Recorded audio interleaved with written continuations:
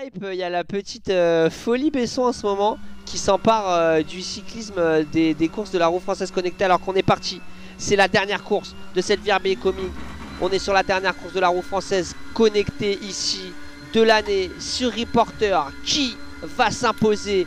Ah, j'ai hésité à le mettre. Alors si... ça y est, je suis stressé maintenant. En tout cas, Dubré, c'est celui qui est parti le plus vite. On vous le rappelle. Juste rapidement, Vincent, avant qu'on passe vraiment au cœur de la course. On va le faire pendant toute la course, mais là, on est sur un contre-la-montre. Donc il n'y a pas d'effet d'aspiration. L'effet d'aspiration n'existe pas, c'est chacun pour soi. Et c'est pour ça qu'on a l'impression qu'ils sont en train de faire une marée humaine. Là, juste derrière, il n'y a pas vraiment d'effet de peloton. Très impressionnant par rapport aux autres courses parce que vraiment, on occupe toute la chaussée là. Et même si on était groupé, on peut vous assurer que l'effet d'aspiration ne serait pas là. Donc cette image, elle est vraiment spectaculaire. Ils sont côte à côte. Et ils sont déjà dans le premier segment. On va de suite voir si certains coureurs sont là ce soir pour jouer le sprint ou au contraire s'ils sont là pour aller chercher la meilleure place pour monter au classement général. Bussez est pour l'instant devant. C'est pas lui forcément qui est en train de réaliser le meilleur chrono, même si il a pris un gros start jusque là. Très rapidement, on réexplique le fonctionnement. Est bien. Ouais, là pour l'instant il est parti très vite. Et sur les sprints, il est bien placé puisqu'il est deuxième. Et comment fonctionnent les classements? C'est le temps cumulé sur les 2 tours. Donc là, il a fait un tour déjà sur ce segment, il a mis 18 secondes. Il va cumuler avec le temps du deuxième passage. Et il y a ça sur ce segment-là. Et il y a un deuxième segment qui permet de jouer ça. Ça donnera lieu à 2 classements différents. Donc il faut être régulier, c'est le mot. Mais Bussez, il a plusieurs objectifs puisqu'il est là aussi pour le classement général. Pour l'instant, Bussez a pris le meilleur départ devant Dubré et Fété de la Frenchy Fusion. Il est là pour l'instant, Rodolphe, le top 3. Exactement. Et on a aussi, voilà, on voit Drujon à la 16e place. Odo à la 7e place. Le Ten aussi dans tout ça. Donc vraiment, tout le monde à peu près à la même vitesse. On a effectivement Antoine Renou qui nous dit attention à bien se gérer. C'est long 16 bornes. Effectivement, sachant qu'il y a en plus des courses. Dans la course, alors que là on est sur Alexis Dansel, voilà à la 11e place, bien positionné. Il y a des courses dans la course, donc il faut savoir être intelligent. En tout cas, on y est là avec Bussez devant le coureur de la Team Fou, devant Fété, le coureur de la Frenchy Fusion, et Dubré, le coureur de la Team RGT France, devant Drujon. Pour l'instant, Vincent, Dubré avec ses 4 places d'avance, il prend la tête sur les Ten, ou c'était 5 tu nous avais dit, hein. C'était 5 places d'écart, tu l'as dit, Rodolphe. Donc pour l'instant, Dubré en effet en 3e position. Drujon en 4e aussi. Attention parce que Drujon il est en train de revenir peut-être même 26 mètres. On verra tout à l'heure, mais 26 mètres de retard sur Dubré. Et Le Ten est en 6e place. Donc pour l'instant, Rodolphe, non, c'est victoire de Le Ten. Il n'y a que 3 places d'écart entre Dubré et Le Ten. Donc Le Ten fait plus que réussir. On va surveiller. Il y a un coureur à la 11e place qui affole les compteurs là. 7 watts kilo depuis tout à l'heure. Si bien sûr il reste trop à 7 watts kilo, on le disqualifiera parce qu'on le sait, ce soir Evenepoel n'était pas invité, donc tenir 15 km à 7 watts kilo, ce n'est pas possible. Voilà, Proença en plus, c'était un nom d'arbitre portugais. Là, l'arbitre va secouer tout le monde, hein. Attention, monsieur Proença, ou alors, écoutez, monsieur Proença, là, alors que là, on n'entre pas dans le deuxième sprint, Vincent, j'ai l'impression, parce qu'il est au maximum, la Bussez. Je crois que Bussez est en train de jouer quelque chose, hein, dans ce classement. Oui, Rodolphe. Parce qu'il a fait mal, hein. Il a fait mal, mais attention parce que Mathieu Drujon, le coureur du team RGT France, 3e pour l'instant du classement général, vient de dépasser Dubré. Ils sont au coude à coude, ces 2 coureurs. Il va y avoir un vrai match tout au long de ces 15 km. Il va falloir suivre ça de très près. On est en train peut-être de jouer le classement général, mais on est aussi en train de jouer le classement scratch parce qu'on revient très fort là sur Fété du team Frenchy Fusion. On est même revenu sur Proença, le coureur portugais qui a baissé les watts.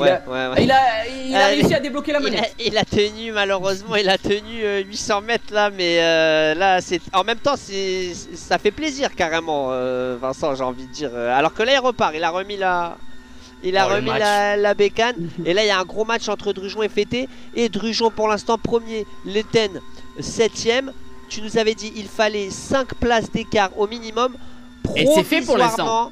Mathieu Drujon est en tête et remporte cette VRB is coming juste avant de rentrer dans l'année 2023 où là Vincent, ça va être course à qui va durer 3 mois. Donc on a Drujon devant Fêté et notre invité de dernière minute, Proença, qui ne vous affolez pas messieurs dames, qui sera de toute manière repris par la patrouille RGT si jamais on voit des petites bizarreries. Et d'un autre côté, les commissaires de la roue française connectée feront ce qu'il faut faire si on voit que la performance est vraiment bon. Voilà, on va pas se mentir. Sinon, c'est peut-être un coureur un espoir, un cycliste sur piste, je ne sais pas. On va le repérer dans ce cas-là. Je vais taper même c'est Proença sur Google pour qu'on ait tout. Et Rodolphe, vas-y. Si on reste dans ce type de configuration, pour l'instant, Mathieu Drujon s'imposerait avec 292 points au général. Devant, du coup, ça serait égalité entre Le Ten et Dubré au vu de leur position actuelle. Et Bussez se rapprocherait dangereusement aussi de la 3e place. Donc attention parce qu'il va y avoir match jusqu'au bout. Il y a Odo aussi qui est en 5e place. Je vais essayer de lui donner des points à Odo. Odo actuellement est 7e. S'il finit à la 5e place tout à l'heure, il va se rapprocher aussi. Il prendrait 270 points. Donc il remonterait aussi. Le match est bel et bien lancé, Rodolphe. On a déjà réalisé pas mal de kilomètres. On voit là-bas la flamme rouge. Ça veut dire qu'on sera à 1 km de la fin du premier tour. On va pouvoir entendre les cloches parce que ce soir la cloche du dernier tour est là et on va la faire sonner. On sera dans les 7 derniers kilomètres de cette VRB is coming. Il y a un rythme de fou pour l'instant et regardez, Mathieu Drujon pour l'instant est en train de creuser. Il a même fait un petit trou là sur Fêté, sur Proença. Et Dubré a perdu pas mal de mètres. Là, attention, parce que Mathieu Drujon est peut-être en train de construire sa victoire finale. Maintenant, mesdames et messieurs, on va pas tarder à avoir fini le premier tour. Et Mathieu Drujon est parti maintenant comme une fusée, comme un Cancellara, comme un Jérôme Coppel, appelez-le comme vous voulez. Mais pour l'instant, c'est le spectacle Drujon ce soir. Effectivement, le spectacle Drujon devant Fêté et Proença, voilà. J'ai l'impression qu'il travaille par à coup, Proença, Vincent. Ouais, c'est le fractionné, c'est du fractionné. Il fait énormément et ensuite il perd du temps. Est-ce que sur 16 km c'est une tactique qui va pouvoir réussir? Je ne sais pas. En tout cas, Vincent, les tonnes ne s'affole pas alors qu'Antoine Renou nous dit contrôle antidopage à la fin de la course. Bien sûr, ça c'est avec les experts, hein, les experts de la team commissaire de la roue française connectée. Mais là en tout cas voilà, comme tu le dis, Drujon est en train de taper du poing sur la table. On est en train d'entamer ce deuxième tour. Pour le moment, il gagne, mais Le Ten, j'ai l'impression, est en train de remettre la machine en route. Est-ce qu'on peut aller sur Le Ten là à la 6e place? Ouais, attention à Le Ten, parce que si on disqualifie le coureur portugais, Le Ten serait plus qu'à 5 places de Drujon. Drujon serait quand même avantagé, mais attention. Il revient bien là. Il revient, il est surtout en train de revenir, Vincent, dans cette 4e place, donc avec ou sans disqualification. Il est en train de revenir, le coureur belge, avec Dubré devant, qui va devoir tout donner. Le coureur de la team RGT France, qui nous fait tellement rêver à chaque fois sur ses courses ici, et qui va désormais devoir tout faire pour se sacrifier pour son leader Mathieu Drujon, qui voilà, va devoir donner le maximum pour garder un coureur d'avance. Mais j'ai l'impression que Le Ten, Vincent, s'était préparé, il n'a pas voulu trop donner dans ce premier tour. Et là, il est en train de mettre un petit coup dans la machine, de mettre une vis en plus, de visser ici un petit peu, de caler ses chaussures, on va dire, dans les pédales. Et là, Le Ten est en train de faire très mal dans cette portion, Vincent. Il est tout simplement en train de déposer Dubré. Dubré va falloir s'accrocher là. Le Ten fait un gros numéro, mais Drujon n'a pas dit son dernier mot. Drujon est toujours devant. Pour l'instant, dans cette configuration, Le Ten serait 2e et Drujon s'imposerait au général, on l'a dit. Quoique non, si Proença est disqualifié, le victoire de Le Ten pour l'instant, Rodolphe, hein, au général. Alors que Le Ten continue là de progresser vers l'avant. Pour l'instant, 4e place pour Le Ten, qui pour l'instant conserve sa tunique de leader. Attention parce que si ça revient trop vite de l'arrière à l'image de Danselm, il faudra que Le Ten se batte avec cette 5e place. Hein. C'est ça la référence pour Le Ten. Alors que Dubré, lui, est un peu plus loin. Il avait pris un départ très très rapide. Mais là, il est en train un peu de payer peut-être son départ archi rapide tout à l'heure. Parce que là, c'est trop. On a déposé un brevet, Rodolphe, on peut le dire. Bon, d'accord, on a déposé un brevet. Avec tous les délestages en ce moment, franchement, on va essayer de faire quelque chose pour les personnes qui n'ont plus l'électricité chez elles le soir. En tout cas, la course, elle est là, Vincent, 12 km, 19, il manque 3 km effectivement. Et Mathieu Drujon, toujours en tête, qui donne le maximum. Et Letten, le Belge, qui est à 45 mètres. 25 mètres d'avance sur Gosselin de la French Camaraderie et Danselm au dos à la 6e place. Donc pour l'instant Le Ten vraiment qui fait la course parfaite. Et si Vincent, et s'il s'imposait,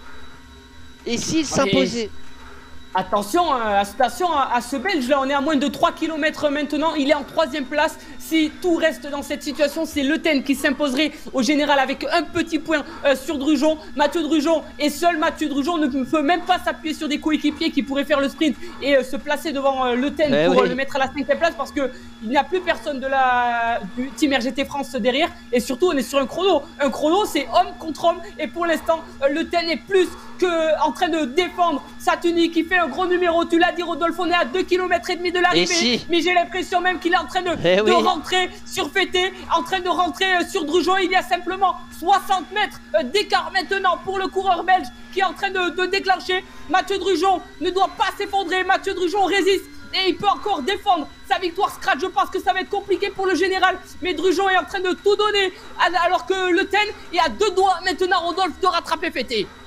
C'est exceptionnel, c'est en train de se passer ici. Le Belge, leader, maillot de leader qui va revenir sur Fété. Le coureur de la French Fusion. C'est maintenant qu'il faut donner le maximum. C'est maintenant qu'il faut soutenir vos amis pour être capable, vos pères, vos frères, vos sœurs, tout ce que vous voulez. Pour être capable d'encourager. On a Alexis qui dit allez Nico, et là faut y aller, je le dis tout le temps, et là faut y aller, c'est pas comme si depuis 15 km ils sont au maximum et à chaque fois c'est maintenant, non, ça fait depuis le kilomètre 0 qu'ils sont à bloc. En tout cas Le Ten, il a très bien géré son contre-la-montre, et Vincent, il va peut-être même aller chercher cette victoire. On est à la barbe de Mathieu Drujon. Là, le suspense est entier. On est à 1 km et demi de l'arrivée maintenant. Le Ten est en train de reprendre mètre après mètre l'avance qu'avait fait Drujon. C'est incroyable, on va bientôt arriver sous la flamme rouge. Rodolphe, Drujon va bientôt voir débouler un Belge, et c'est Le Ten, le leader actuel de la VRB Iscomi, qui est en train de faire un numéro exceptionnel. Il est en train de partir maintenant pour peut-être s'imposer au scratch, mais aussi bel et bien conserver sa victoire au classement général. Ça y est, Le Ten vient de dépasser Drujon. Drujon ne doit pas s'affoler, Drujon doit souffler, Drujon doit se concentrer. Vincent, j'ai l'impression, je sais pas si c'est parce qu'il en peut plus ou pas, mais j'ai l'impression que ça y est, Drujon il a levé le pied. Le coup. Ça y est, il a levé le pied. Mental. Et oui. Et regardez, et oui, les watts kilos de Le Ten sont bien plus impressionnants pour l'instant que Drujon. Mentalement, ça doit être très très dur pour Mathieu Drujon. On est sous la flamme rouge, Rodolphe. Le Ten est bien parti pour s'imposer. Il a maintenant 30 mètres d'avance sur Drujon. Est-ce que Drujon va réussir à trouver la ressource nécessaire maintenant pour faire son sprint et rentrer sur Le Ten? Ce qui est sûr, c'est que pour la victoire au général, c'est fait pour Le Ten. Mais maintenant, il y a peut-être le scratch à aller chercher. On connaît Mathieu Drujon, on connaît la ressource de Mathieu Drujon et le niveau, son orgueil, il va peut-être tout donner. On est maintenant à 700 mètres. Rodolphe, quel numéro ce soir encore une fois des coureurs belges? Et Vincent, là on est dans une situation là où la régie elle tient plus en place, hein, parce que je crois que ça a été le pronostic de la régie, la victoire de Le Ten ici. Moi j'avais plus vu Drujon, toi t'avais vu Danselm. Au final nos coureurs sont quand même tous dans le top 5 pour le moment, donc on suit un minimum. C'est une course qu'on commence. Il y a Fété et Gosselin qui nous font mentir pour l'instant, et qui sont coincés dans le top 5. Gros numéro aussi de ces coureurs là. Ça y est pour Le Ten, 300 mètres maintenant qui va s'imposer au classement scratch de cette étape, mais qui va aussi asseoir sa victoire au classement général de la VRB Iscomi. Gros coureur, il est monté en puissance tout au long de la VRB Iscomi. Victoire ce soir, Rodolphe, d'un Belge encore une fois. Victoire de Mathias Le Ten. Félicitations à ce coureur, mais derrière ce n'est pas fini. C'est pas fini, il y a Mathieu Drujon qui va arriver également. Les applaudissements sont là. Deuxième place pour Mathieu Drujon qui s'est battu tout du long. Fêté troisième place, Gosselin. Et juste là, ils finissent seconde après seconde. Quatrième place pour Gosselin, cinquième place pour Alexis. Ah oui, ça sur quelques secondes, c'est vrai. Odo, sixième place. Proença, 7ème place, Bussez, 8ème place. Dubry a explosé parce qu'il n'est pas dans le top 10. Et il y a Cognier, le retour du Baird Cycling Team. Attention, ça annonce peut-être le retour d'Alexis Guérin pour la Virtual Battle. Va aller chercher la 9ème place. Mais il va y avoir un sprint là entre Cognier et Bello. Un sprint sur contre un, peut-être c'est jamais vu. Photo finish peut-être. Attention, Bello est en train de déclencher. Oh, Dubray, Dubray pour la dernière. Oh la 9ème place pour Dubray qu'on avait complètement oublié. Finish de folie. Le micro va s'en rappeler.